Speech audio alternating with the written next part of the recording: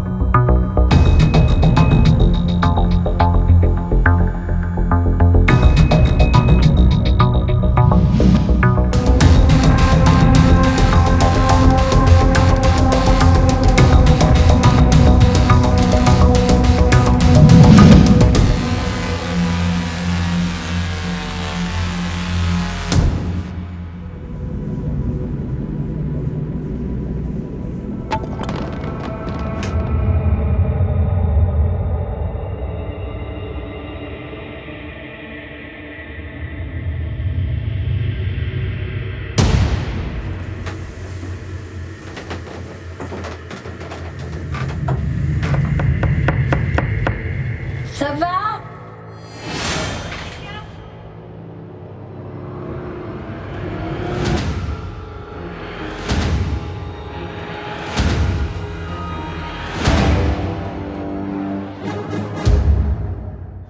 Il découvre une véritable boucherie. Je vois toujours ma femme allongée par terre, ce couteau porté dans le dos. On a voulu effacer le visage de cette fille. J'avais la rage. Dans ma tête, j'ai dit, je vais tuer celui qui a fait ça. C'est un très proche, très proche, la famille. Je rentre dans un calvaire incroyable. Je vais aller jusqu'où comme ça? Il n'y a pas de meurtrier, ils ont continué l'enquête jusque quand ils trouvent l'assassin. L'affaire Even, c'est une enquête rocambolesque et c'est l'incroyable combat que mène un homme depuis 25 ans pour découvrir le meurtrier de sa femme. Samedi 9 mars 1991, Benestrophe, un petit village de 500 âmes situé à 50 km de Metz. Hervé Even, un menuisier de 25 ans, se prépare à aller au travail à l'aube. Moi, je me lève toujours à 5h du matin, comme d'habitude. Je prépare mon déjeuner, mon goûter, mon casse-croûte pour le travail, et puis voilà. Dans la chambre d'à côté, sa jeune épouse Michel dort paisiblement. À 5h45, Hervé Even laisse l'unique jeu de clés de la maison sur la table et claque la porte derrière lui. À l'extérieur, son beau-frère Gilbert Potier, le frère de sa femme, l'attend dans sa voiture. On est parti au boulot et on devait commencer à 6h. Les deux hommes travaillent ensemble dans une fabrique de cercueils à 10 km de là. On est arrivé là-bas, la porte de l'atelier était ouverte, on est rentré. On a une carte qui pointe tous les jours de la semaine. Et on a juste à passer dans la machine et puis on va sur notre travail. Ce matin-là, Hervé et Gilbert pointent donc précisément à 5h53. 6 heures plus tard, à midi, la journée d'Hervé et de Gilbert est terminée. Les deux hommes reprennent la route et ils sont bien loin d'imaginer ce qui les attend dans la petite maison de Benestrophe.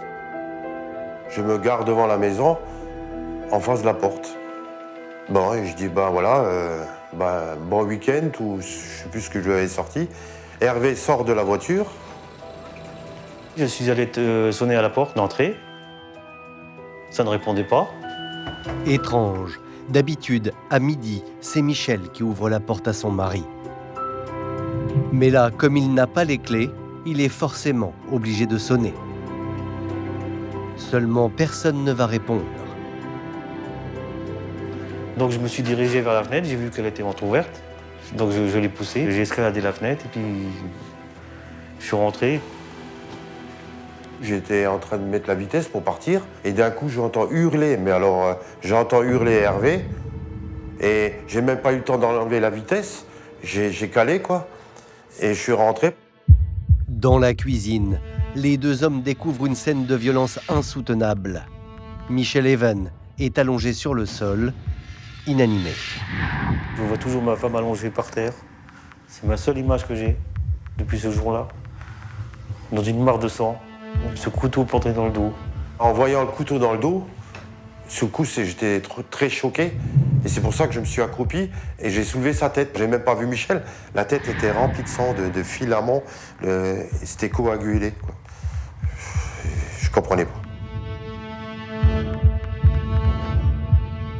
J'avais la rage. Dans ma tête, j'ai dit, je vais tuer celui qui a fait ça. Ouais.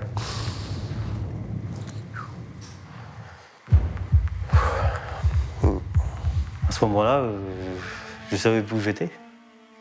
Je me suis demandé qu'est-ce qui puisse m'arriver. Quel malheur. Hervé Even est en état de choc. Gilbert, le frère de Michel, appelle les gendarmes et prévient ses parents. En un instant, la nouvelle du drame fait le tour du village. Ça a été une traînée de poudre, hein. Ça s'est tout de suite su et tout le monde converge vers la maison. Arrivés sur place, les gendarmes de la brigade locale sont stupéfaits.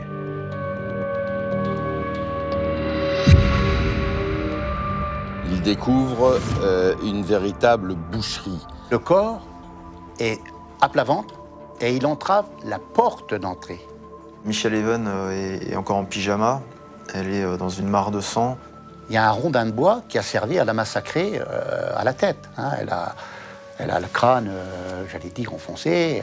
C'est pas beau à voir. De toute évidence, le meurtrier a frappé violemment Michel Even avec une bûche de bois, puis l'a égorgé avec un couteau de cuisine qu'il a ensuite planté dans son dos. Face à l'horreur de ce crime, les gendarmes locaux sont dépassés. L'enquête démarre donc dans la confusion la plus totale. La scène de crime n'est pas gelée et il y a même plusieurs militaires de la brigade territoriale qui rentrent et qui se promènent sur la scène de crime. Au bout d'un certain temps, après avoir pataugé dans tous les sens du terme sur la scène de crime, il y en a quand même qui décident d'appeler la section de recherche. Mais ça fait déjà une bonne heure qu'ils sont sur le terrain. Les enquêteurs de la section de recherche de Metz prennent l'affaire en main. Lors des premières constatations, ils vont trouver un certain nombre d'indices, et notamment sur l'arme du crime. Il y a une empreinte sur le couteau. C'est une empreinte de pouce et ça permettra de faire un certain nombre de comparaisons. L'auteur du crime a aussi laissé des traces dans la maison, et en particulier dans la salle de bain. On constate effectivement traces de sang dans le siphon de la baignoire. Ce qui veut dire qu'on a lavé quelque chose. Le tueur a-t-il lavé ses propres vêtements tachés de sang? Possible.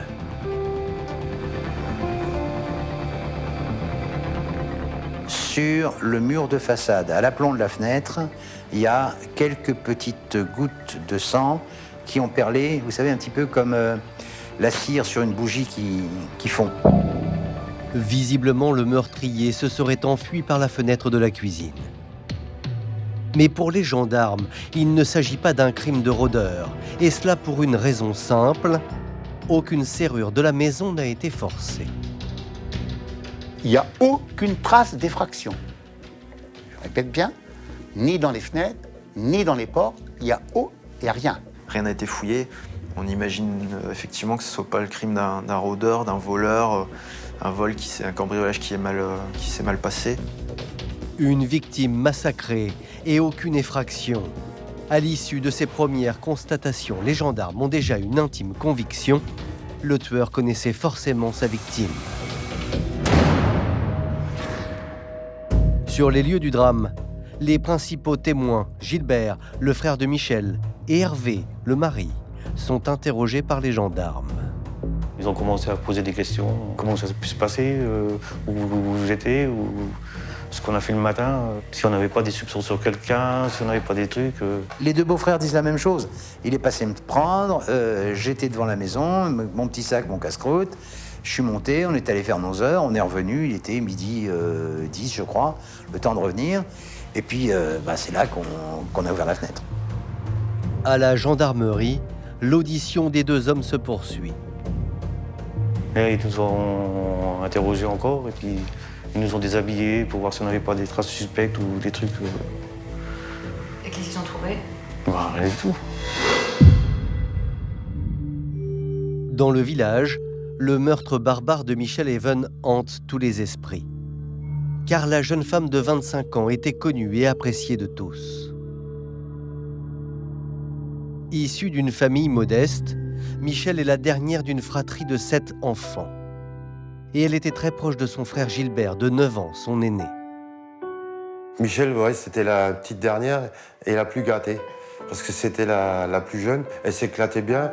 Des fois, elle me disait, viens, on va faire un tour en moto. Bon, je roulais très vite.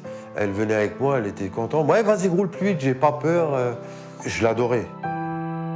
Michel a commencé à travailler très jeune comme ouvrière dans une usine de plastique de la région. La jeune femme était dotée d'une très grande ambition.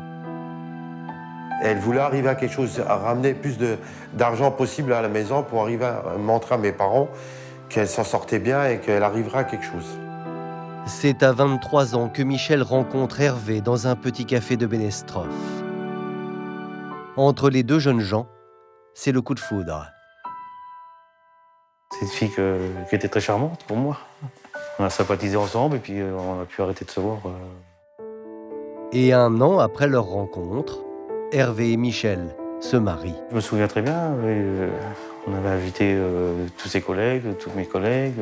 C'était un très beau mariage. Michel était content, elle rayonnait de joie et tout. Franchement, c'était bien. On a bien fait la fête et tout. C'était très, très, très bien. Le couple s'installe à Bénestrophe dans cet immeuble, au rez-de-chaussée. Pendant des années, Michel et Hervé vont vivre une vie paisible et calme, sans aucune folie. On voyait pas beaucoup d'amis. C'était la petite vie tranquille. C'était une femme d'intérieur, déjà. Elle cuisinait bien. Elle faisait tout. Son ménage, c'était vraiment une femme parfaite, quoi. Elle aimait les fleurs, elle aimait les jardins, elle aimait les balades, puis elle aimait bien venir chez moi. On faisait du tricot, on faisait des... ça l'intéressait. De l'avis de tous, Michel était donc une jeune femme à la vie bien rangée. À tel point que les gendarmes vont se demander si elle n'avait pas des secrets à cacher. Mais en vain. C'est pas une fille à aventure, c'est pas une fille à liaison, à avoir un amant. C'est une fille extrêmement rangée, calme. On n'a jamais retrouvé d'amant, prétendu amant, quoi, je veux dire. Ou de relations extra-conjugales. Ça n'apparaît pas. Apparemment, rien dans la vie intime de Michel Even n'explique une fin aussi tragique. Les gendarmes n'ont donc pour le moment pas le moindre élément pour orienter leur enquête. Et c'est Hervé, le mari, qui va, lors de son audition, aiguiller les enquêteurs vers une personne qui avait peut-être des raisons d'en vouloir à Michel Even. Parmi les choses que Hervé va leur raconter, Il y a une histoire, quelques difficultés avec un garagiste du coin. Le conflit remonte à 1989, 2 ans avant le meurtre de Michel. Une affaire en apparence anodine. Je venais d'avoir mon permis, avec mon père, on a vu que le garagiste d'à côté de chez moi, il réparait une voiture qui m'a plu quand elle était finie. Je l'ai donc achetée. Quelques mois après, le moteur a cassé. Michel elle a dit c'est pas normal, il s'est fait arnaquer. Il l'a vendu à 40 000 km alors qu'elle avait 100 ou 240 000 km. J'ai lui demandé s'il voulait bien la réparer, mais il n'en a jamais tenu compte, il a lui donné des signes de vie, rien. Michel, furieuse, avait insisté pour porter plainte et le couple avait finalement obtenu gain de cause contre le garagiste. Il a été condamné à rembourser cette voiture et puis à l'interdiction de la revente du véhicule. Alors, le garagiste aurait-il tué Michel pour se venger?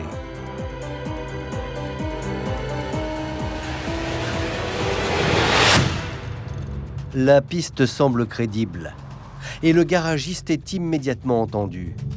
Seulement les enquêteurs vont se rendre compte qu'ils sont dans une impasse. On demande à la brigade locale quel est ce garagiste, est-ce qu'il est véreux, pas véreux, etc. Il est entendu. Il est entendu dans le cadre de l'enquête avec son fils du reste. Et il a un alibi. Le garagiste était en famille, ses proches confirment. L'homme est donc mis hors de cause. De nouveau, l'enquête est au point mort. Mais Hervé, le mari, n'a pas dit son dernier mot. Il dévoile que depuis quelque temps, quelqu'un en voulait à sa femme. Et elle se sentait d'ailleurs de plus en plus épiée et menacée.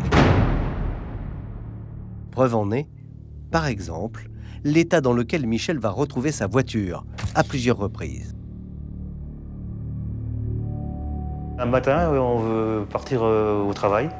On remarque que la voiture était rayée tout autour. C'est vraiment un acharnement sur cette voiture, quoi. C'est vraiment acharné, à plusieurs reprises. Alors toujours plus de rayures. Après c'est les pneus crevés, après c'était les radiateurs crevés, après c'était... Ils ont foutu les phares encore en bas. Et après ils ont à nouveau recrevé des pneus. Quand elle recevait ses coups sur la voiture, alors là, là elle était hors d'elle, elle était furax. Hein. C'est comme si on lui touchait à sa poupée, elle. La voiture, pour elle, c'était tout. Elle va la payer pendant 2, 3 ans ou 4 ans. C'était une voiture qui coûtait cher et elle ne supportait pas. C'est vraiment lui faire du mal au cœur.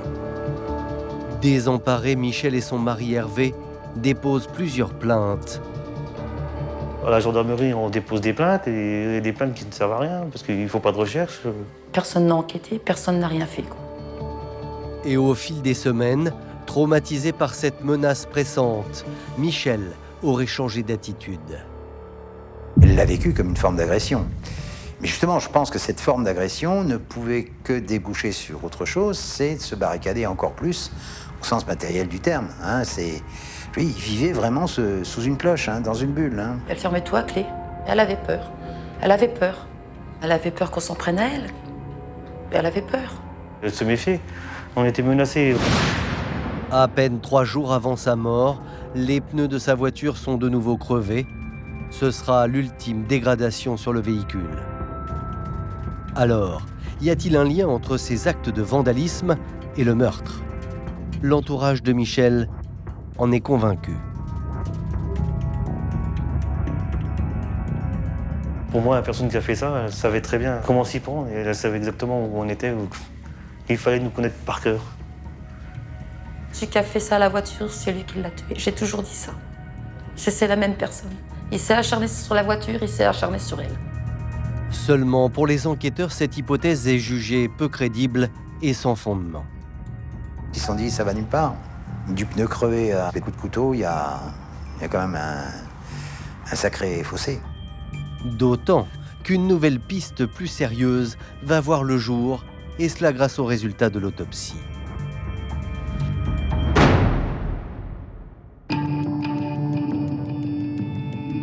Selon le médecin légiste, la violence avec laquelle Michel a été tué laisse penser qu'il s'agit en réalité de l'acte d'un proche.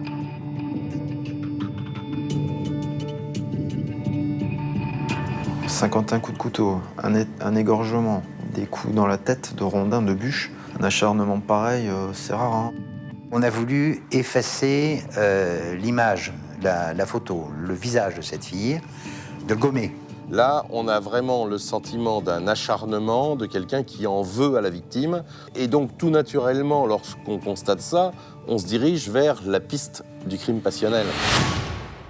Et forcément, qui dit crime passionnel, dit l'acte d'un intime. Tous les regards se tournent alors vers le mari, Hervé. Il est le dernier à avoir vu son épouse vivante et depuis le début, son comportement intrigue. Comme on dit à la campagne, c'est un taiseux. Hein. C'est pas quelqu'un qui s'exprime beaucoup, qui marque beaucoup ses sentiments. Il a l'air d'être en dehors. On voit pas quelqu'un l'effondrer, c'est sûr. Et si Hervé avait tué Michel avant de partir travailler à la menuiserie? C'est une hypothèse plausible, car l'heure de la mort de Michel n'a jamais été déterminée avec précision. Le médecin légiste qui autopsiait Michel Even s'est jamais avancé sur l'heure de la mort. Il n'a même pas donné une fourchette. Et pour cause, dès le début, l'enquête a démarré dans une certaine confusion, notamment lors des premières constatations sur la scène de crime.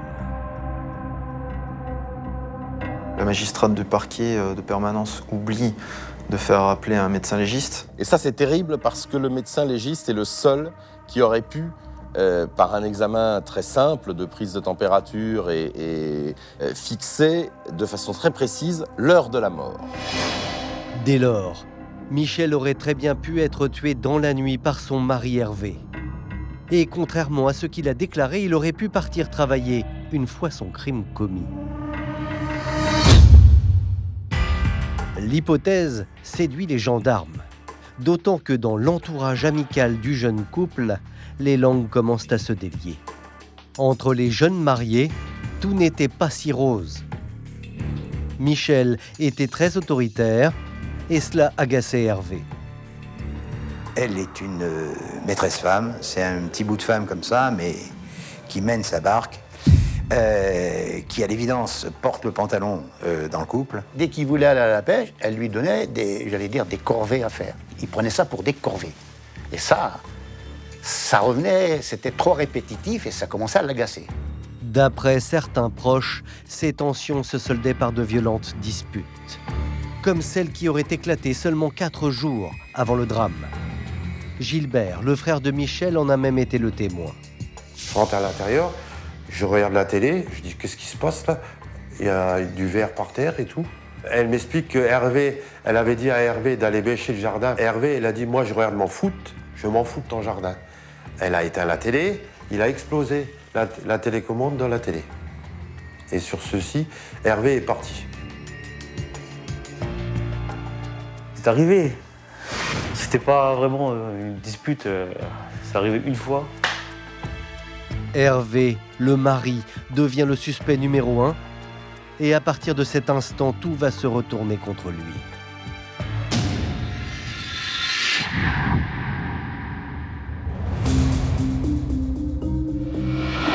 Un nouveau résultat d'expertise va venir conforter les soupçons des enquêteurs. Une empreinte de pouce et les résultats du labo sont formels. Il y a 6 points de comparaison qui disent que c'est le pouce d'Hervé Even. Seulement 6 points de comparaison entre l'empreinte du couteau et le pouce droit d'Hervé Even. Cela ne constitue pas une preuve, car la loi est formelle, il en faut 12. Donc ça ne tient pas, ça ne vaut rien. Juridiquement parlant, ça ne vaut rien. Mais qu'importe, pour les enquêteurs, il n'y a pas de fumée sans feu. Les gendarmes se disent que 6 sur 12, c'est mieux que rien du tout. Ils considèrent que l'empreinte retrouvée sur le manche du couteau est l'empreinte d'Hervé Even. Les gendarmes n'ont peut-être pas de preuves suffisantes, mais selon eux, le puzzle se met en place. Et d'ailleurs, tous les indices concordent. Michel n'aurait pas ouvert à un inconnu. Quand elle voyait quelqu'un, qui sonnaient chez elle ou toquaient à la porte, à la fenêtre. Elle ouvrait la fenêtre pour voir, ah, c'est Gilbert, c'est Dominique, parce qu'elle n'aurait pas ouvert sans voir qui était là. L'empreinte, pas d'effraction, pas de vol, pas de viol. Le mari, sa rentrée par la fenêtre qui n'est pas habituelle. Tout leur montre Hervé du doigt. Il n'y a pas de matière à aller vers d'autres pistes que le mari, finalement. Et de manière incroyable, c'est la propre mère d'Hervé qui va renforcer la conviction des enquêteurs. Colette, elle aussi, n'est pas tout à fait sûre qu'Hervé ait dit la vérité. Elle était sur écoute téléphonique et on entend, elle dit qu'elle a des doutes. Elle a des doutes sur son fils, sur la sincérité de son fils. J'ai dit, ça y est, il y a eu la bagarre de nouveau entre eux. C'est ça que j'ai resté comme ça. J'avais ça dans ma tête, c'est tout. Pour les gendarmes, Hervé aurait tué sa femme dans un accès de rage incontrôlable. Car l'homme aurait, semble-t-il, été frustré par une épouse autoritaire. Il est cerné par les interdits, Hervé. Il n'y a que quand elle veut faire quelque chose qu'il a le droit de le faire. Alors, il encaisse. Il encaisse. Et dans un moment un coup de colère sublimissime, il l'a tué.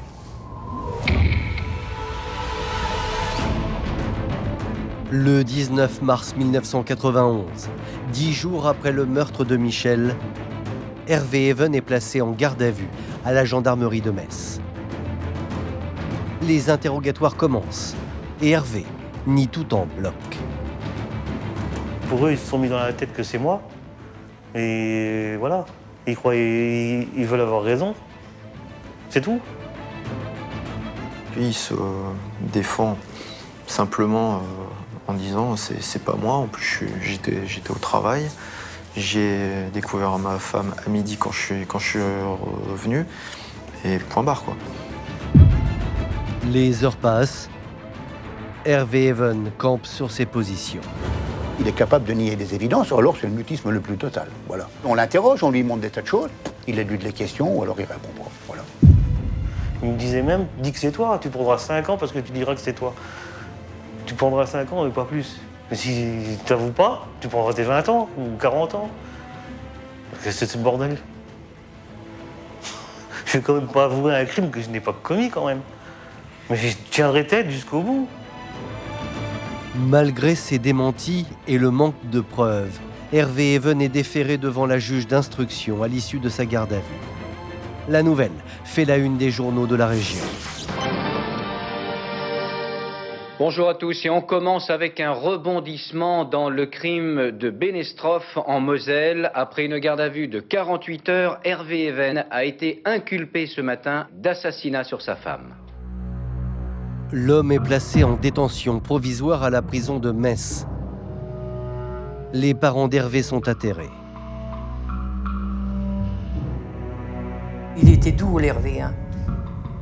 Il n'a jamais frappé ses sœurs, même pas ses frères. C'est rare hein, qu'ils se bagarrent. Mais j'ai dit, il ne voyait pas clair. J'ai dit, il ne voyait pas clair. Et moi, j'ai dit, c'est pas possible. Ça fait mal ça. Ça fait mal. Quand ils l'ont inculpé, on se demande où on va. Pourquoi ça nous arrive à nous? Du côté de la famille de Michel, la victime, on a aussi bien du mal à croire en la culpabilité du mari. C'est pas possible que leur gendre ait fait ça. C'est un garçon propre sur lui, qui dit rien, qui est toujours silencieux, puis qui d'un coup aurait donné 51 coups de couteau, des coups post-mortem, aurait explosé la tête. C'est vrai que ça jure. On pensait vraiment pas à ça. On le protégeait, on essayait de l'aider, parce qu'il a quand même perdu sa femme et tout. Je rentre dans un calvaire incroyable. Je vais aller jusqu'où comme ça? Franchement, ils veulent vraiment faire de moi ce que je ne suis pas. Mais le cauchemar ne fait que commencer, car un nouveau témoignage va venir accabler le mari de la victime.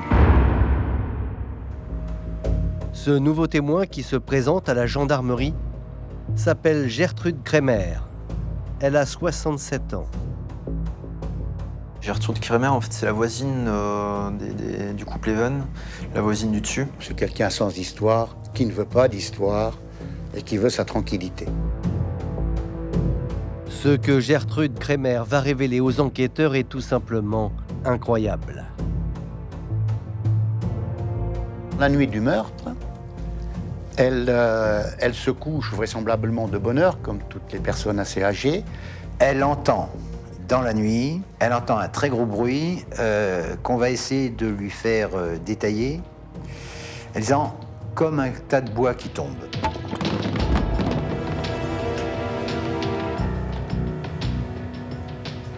Qu'est-ce qu'elle fait? Elle descend les escaliers.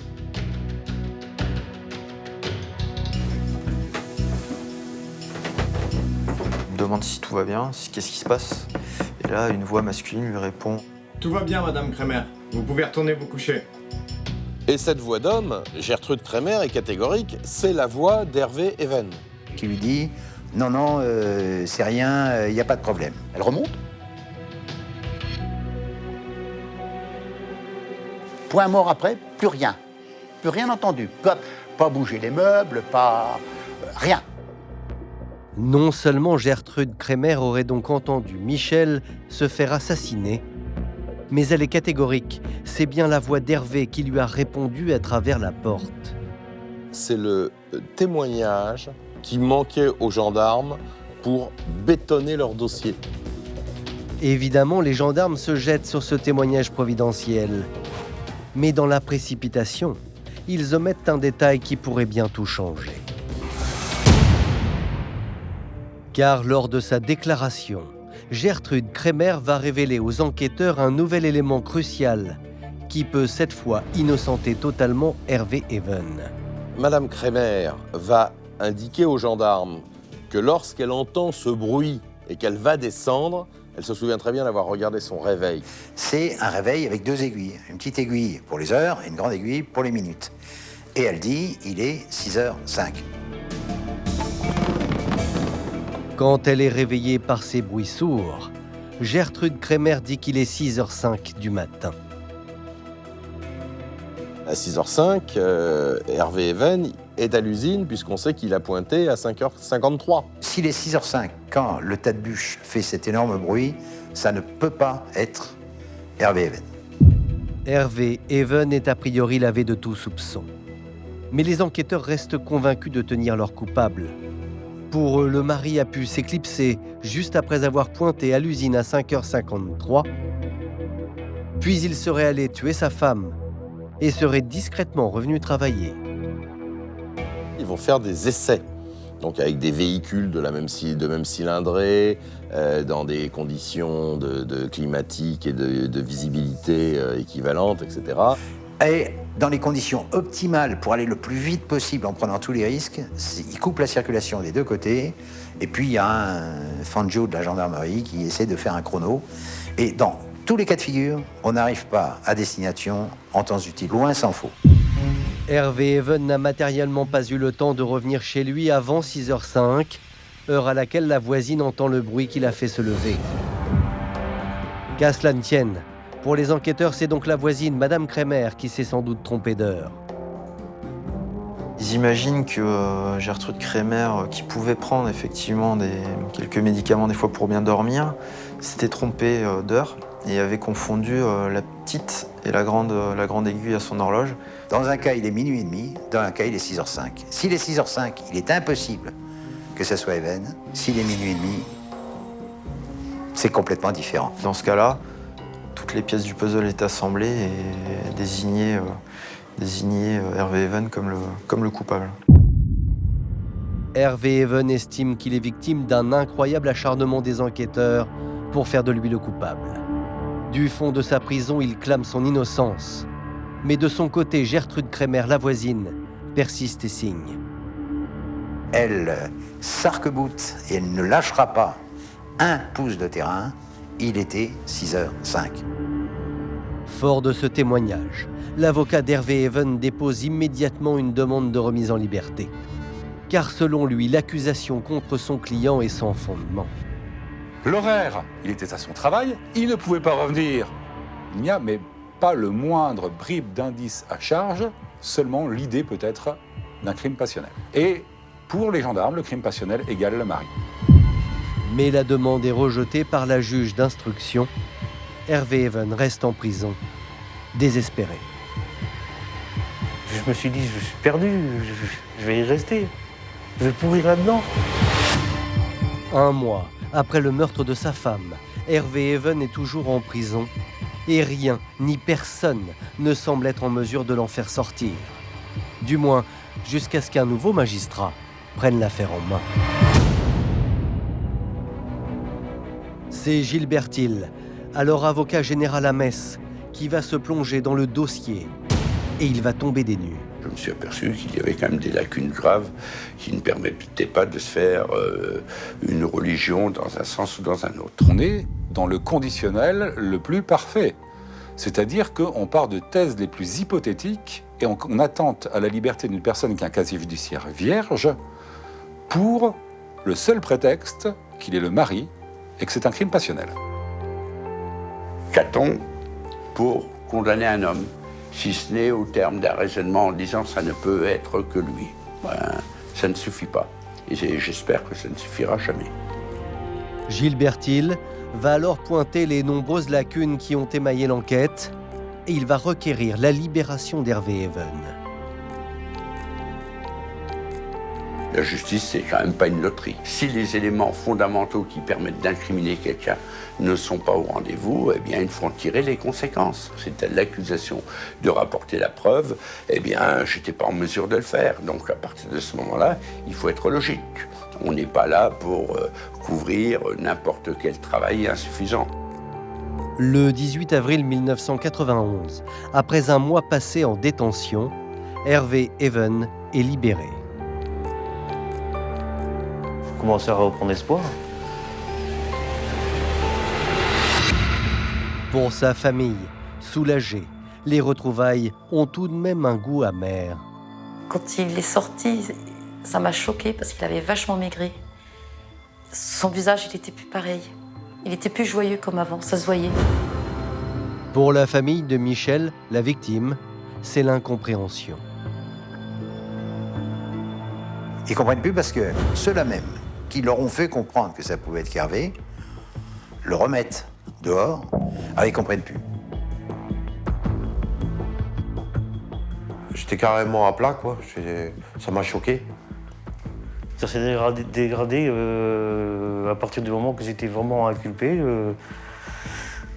de ça. Quand je suis sorti de prison, j'ai décidé de couper les ponts et terminé, plus rien. Rejeté par sa belle famille, Hervé décide de leur tourner le dos et tente tant bien que mal de retrouver une vie normale. Ouais, il faut tenir. Hein. La vie, elle continue. Hein. La vie, elle a repris pour lui. D'un côté, il allait à la pêche, il sortait avec ses copains ici au village. Il refaisait les balles. Pour autant, le jeune veuf reste mis en examen pour le meurtre de son épouse. Mais la chance va finir par se mettre de son côté.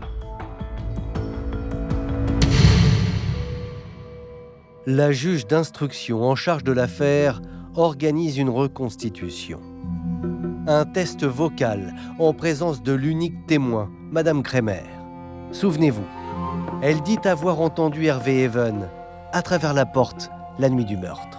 Ce qui était le plus important, c'était de se rendre compte si elle pouvait reconnaître la voix d'Hervé. C'est ça qui était déterminant, puisque quand elle est entendue, dès la première fois, elle dit l'heure et elle dit « c'est Hervé qui m'a répondu ». Ils ont demandé à Gertrude Kremer de se placer comme elle avait fait le jour des faits. Elle s'est mise à un moment donné derrière la porte et Hervé Even et des gendarmes vont parler. Madame Kremer, nous on est avec elle hein, et on regarde avec Madame Ramé qui était juge d'instruction à l'époque. On entend, alors là, oui, oh ben je reconnais pas bien. Non, là je ne vois pas où elle dit, c'est cette voix-là.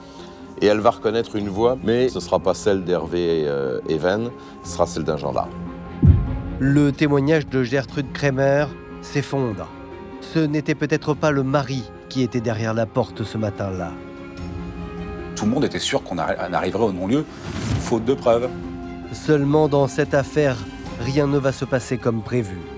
Et Hervé Even va quand même être renvoyé devant les assises pour le meurtre de sa femme, Michel.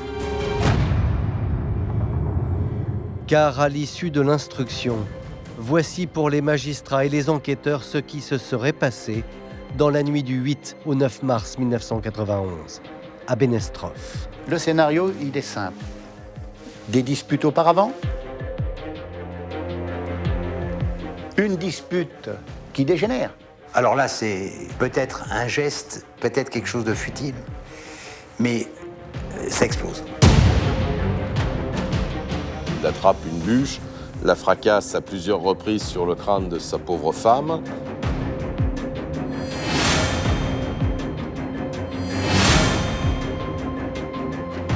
Puis s'empare d'un couteau sur lequel il va laisser une demi-empreinte et il va la planter à 51 reprises.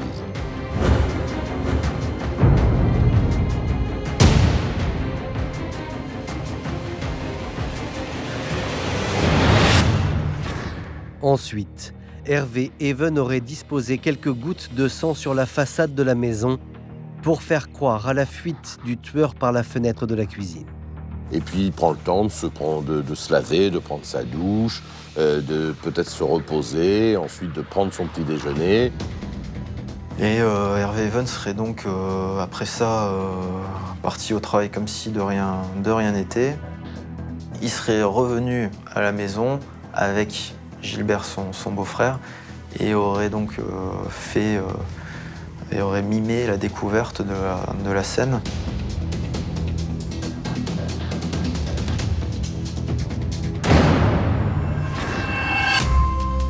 Le procès d'Hervé Even s'ouvre le 27 mars 1996 devant la cour d'assises de la Moselle à Metz. L'enjeu est énorme pour le menuisier de 30 ans. C'est le procès d'une vie. À cette époque-là, il n'y a pas d'appel, donc c'est quand même un dossier à un coup. Et là, les faits gravissimes, horribles, font que ce procès, c'est tout ou rien pour Hervé Even. C'est effectivement soit l'acquittement, soit il prend 30 ou perpétuité. Ça ne peut pas être dans la demi-mesure. Pourtant, le jeune homme tient à ce procès, car il espère être innocenté, définitivement. Moi, je voulais aller jusqu'au procès, parce que je sais que c'est pas moi, je veux qu'on prouve vraiment que c'est pas moi. Je suis pas coupable, je suis innocent. Alors qu'est-ce qui peut m'arriver d'autre? L'audience débute. Seulement lorsqu'Hervé Even fait son entrée dans le box des accusés, son attitude va jouer contre lui. Il est froid, du coup là, par rapport pour les jurés, c'est jamais très bon quand même.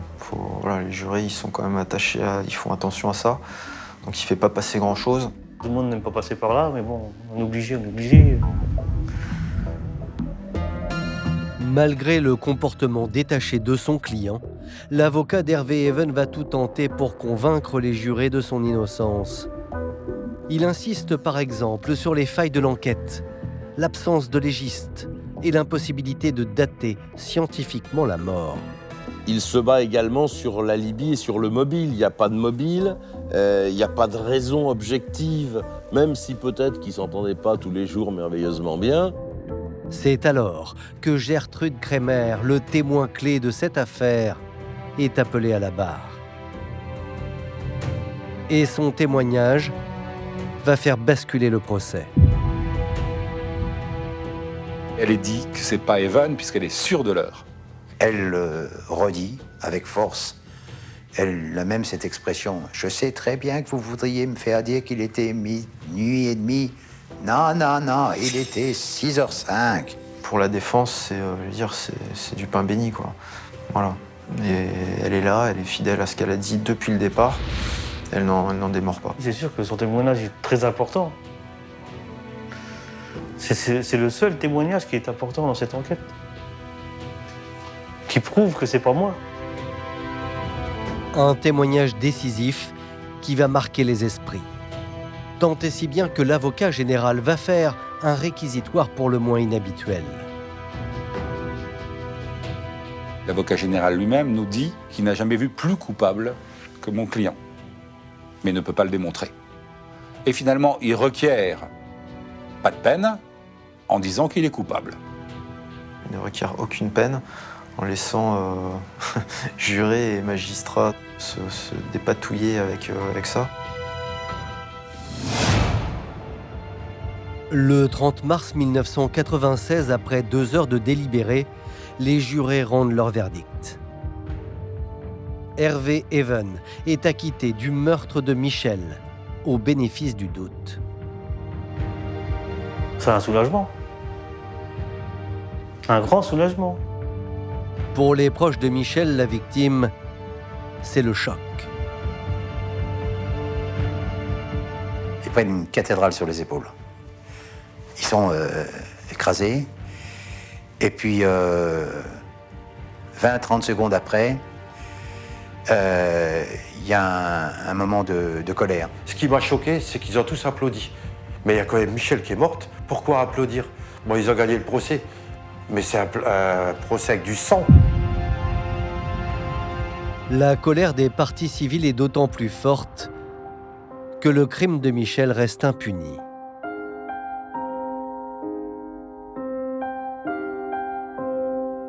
Hervé l'a pas tué, d'accord, mais c'est qui l'a tué? C'est pas normal. Il n'y a pas de meurtrier, ils ont continué l'enquête jusque quand ils trouvent l'assassin. Pendant plus de 20 ans, rien ne viendra relancer l'enquête. Le crime de Beneštrov va peu à peu tomber dans l'oubli. Et c'est à la faveur d'un extraordinaire hasard que l'affaire Even va connaître un ultime rebondissement. En 2014, Kevin Greten, journaliste du Républicain Lorrain, écrit une série d'articles sur les crimes non résolus dans la région. Et alors qu'il publie un papier sur le meurtre de Michel Even, les réactions ne se font pas attendre. Des gens m'appellent, me parlent, je reçois des informations sur quelqu'un qui était condamné pour avoir harcelé une de ses collègues de travail. Sauf que ce harcèlement se définit comme par des dégradations de véhicules notamment. Or, souvenez-vous, avant d'être tué, Michel Even a vu à plusieurs reprises sa voiture rayée par un inconnu. C'était à peu près le même genre de dégradation, les pneus crevés, des carrosseries lésées, etc. Donc c'était les mêmes éléments assez troublants que ceux qui avaient été commis 20 ans plus tôt sur le véhicule de Michel Even. Le journaliste prévient immédiatement les avocats d'Hervé Even. Car cet individu n'est pas un inconnu. Il s'agit d'un proche de la victime, un membre de sa famille dont nous ne pouvons révéler l'identité car l'homme n'a pas encore été entendu par la justice. Je suis choqué d'apprendre ça de lui.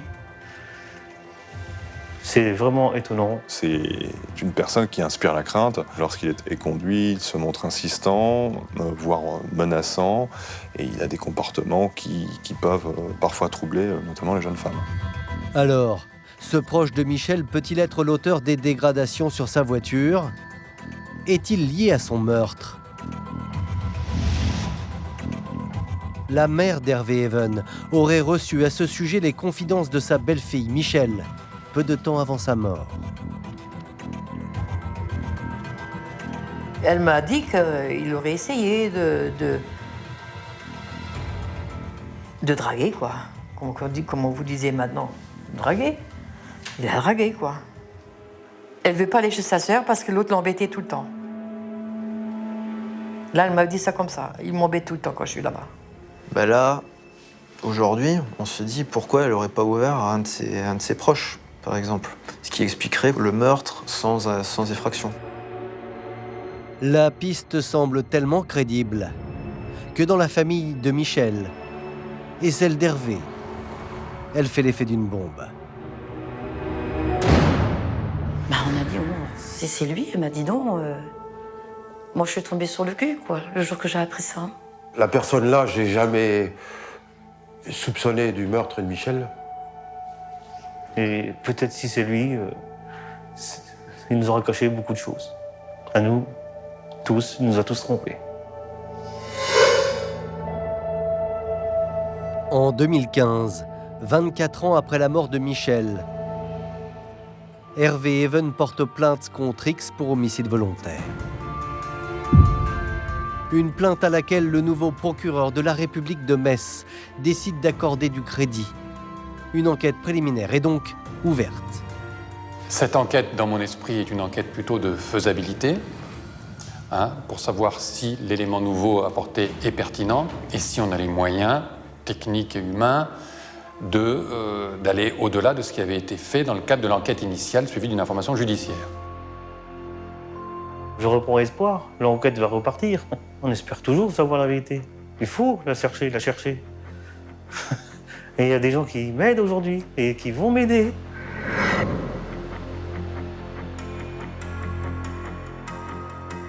Nous procédons par audition successive, d'abord de M. Even, il a été entendu, lui, ça c'est le cas, et immanquablement, elle sera clôturée par l'audition de la personne suspectée. Mais pour les nouveaux enquêteurs, le défi est de taille, car 25 années ont passé. C'est un vieux dossier dont on n'a plus les éléments. Voilà, tout a été détruit, forcément. Même les avocats n'ont plus le dossier. Voilà, c'est compliqué.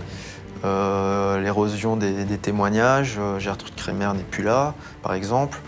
Les souvenirs qui vacillent chez les uns et les autres, forcément. Les proches de Michel n'ont qu'un seul souhait, découvrir enfin qui a brutalement assassiné la jeune femme le 9 mars 1991. J'espère qu'un jour on va trouver. Même si ça va durer encore 10 ans, j'espère qu'on trouvera. Qu'on saura au moins qu'ici, ça nous soulagera pour toute la famille, pour tout le monde. Si moi je pourrais donner tout ce que j'ai en argent et tout pour juste trouver une preuve, pour montrer qu'on peut trouver je donne tout ce que j'ai. Mais c'est tout de suite. Je serai clochard sur la route, mais je saurai qui est le meurtrier de ma frangine. J'ai jamais fait le deuil de Michel. Je le ferai jamais, peut-être. Parce que l'histoire n'est pas terminée et le jour que je saurai, peut-être, tout se passera, je sais pas. Mais j'espère qu'on aboutira à quelque chose, quoi. Je veux qu'on aboutisse.